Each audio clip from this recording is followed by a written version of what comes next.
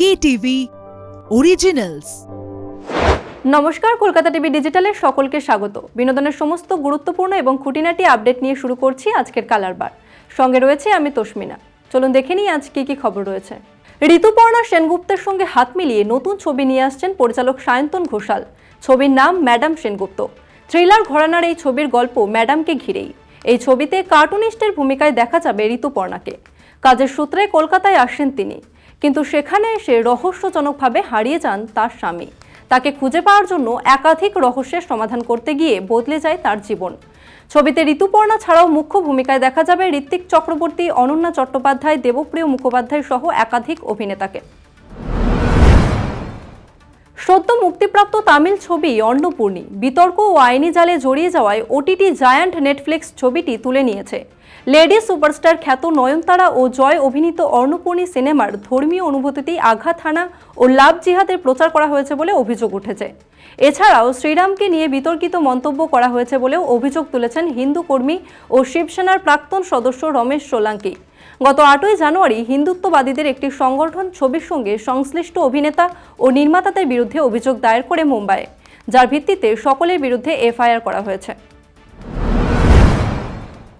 27 বছর পরে বড় পর্দায় ফিরছেন 8এর দশকের অন্যতম জনপ্রিয় রোমান্টিক জুটি চিরঞ্জিত চক্রবর্তী ও ইন্দ্রাণী দত্ত। 1997 পরপর মুক্তি পেয়েছিল সেদিন চৈত্র মাস, নিষ্পাপ আসামি। তারপর থেকে আর তাদের জুটি বাঁধতে দেখা যায়নি। দীর্ঘদিন পরে অর্ঘদীপ চট্টোপাধ্যায় দ্য লুপ ছবিতে একসঙ্গে ফিরছেন তারা। ছবিতে তারা খ্রিস্টান দম্পতি মিস্টার এবং মিসেস গোমস। এই জুটি ছাড়াও ছবিতে দেখা যাবে প্রিয়াঙ্কা সরকার, ঈশান মজুমদার, বরুণ চন্দ, অপ্রতিম চট্টোপাধ্যায়, তানিয়া মুখোপাধ্যায়কে। আদিত্য রায় কাপুরের সঙ্গে অনন্যা পাণ্ডের প্রেমের গুঞ্জন বরাবরই কানে আসে। প্রকাশ্যে প্রেম নিয়ে কোনো কথা না বললেও বিভিন্ন জায়গায় একসঙ্গে একাধিকবার ফ্রেমবন্দি হচ্ছেন দুজনেই। করণ জোহরের জনপ্রিয় শো কফি উইথ করণে এসে নিজেদের সম্পর্কের কথা উড়িয়ে না দিলেও প্রকাশ্যে স্বীকারও করেনি তারা। সম্প্রতি এক সাক্ষাৎকারে অনন্যাকে প্রশ্ন করা হয় সম্পর্ককে সকলের সামনে আনার ঠিক সময় কোনটা।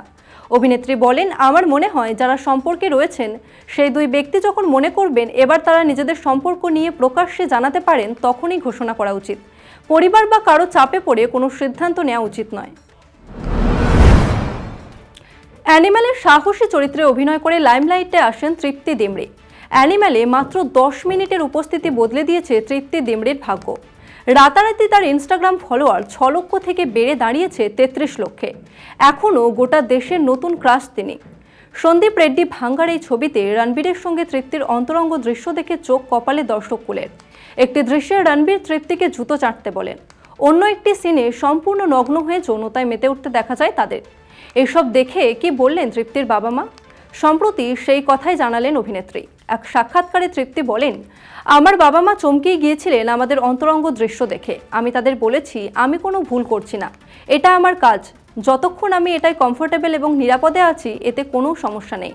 আমি যে চরিত্রে অভিনয় করি তার প্রতি আমাকে 100% সৎ হতে হবে বলে আমি বিশ্বাস করি। আজকের কালার বার এই পর্যন্তই। দেখা হচ্ছে পরবর্তী এপিসোডে। আমাদের এই স্পেশাল বুলেটিন কেমন লাগছে তা অবশ্যই কমেন্ট করে জানান আমাদের ফেসবুক পেজে, ইনস্টাগ্রামে, ইউটিউবে এবং এক্স হ্যান্ডেলে। এছাড়াও ফলো করতে ভুলবেন না আমাদের ওয়েবসাইট কলকাতা টিভি অনলাইন।